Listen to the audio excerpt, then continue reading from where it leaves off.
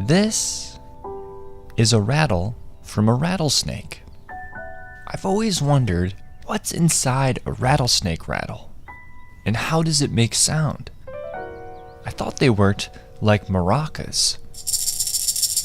If you take a maraca and look inside, there are a bunch of small bits that knock around to make sound. But I was wrong. Rattlesnake rattles don't make sound like maracas. Because let's take a look inside of this rattle. It's completely hollow.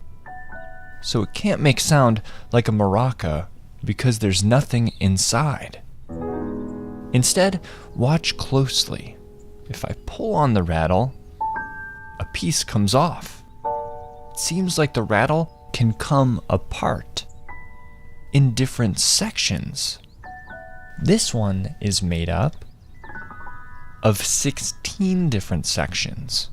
Every time the rattlesnake sheds its skin, a bit of skin is left at the end of its tail, one of these.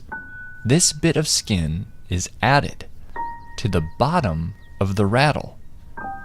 That's how the rattle grows. But how do these rattles make noise? Look closely at this segment. It's cut in half. Notice the previous segment fits neatly inside of it. Here's an image that shows a cross-section of the entire rattle. One section is highlighted in white. Can you tell how the sections fit loosely inside each other? It's not snug. It's a very loose fit. This allows all the segments to wiggle around and move. Now imagine, if the rattle is shaken, those segments can knock into each other over and over, which makes a rattling sound. But not like this.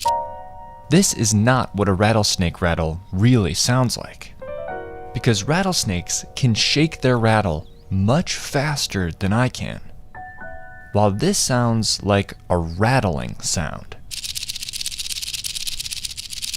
Rattlesnakes can shake their rattle so fast it sounds more like a buzzing sound. And that's how rattlesnake rattles make sound.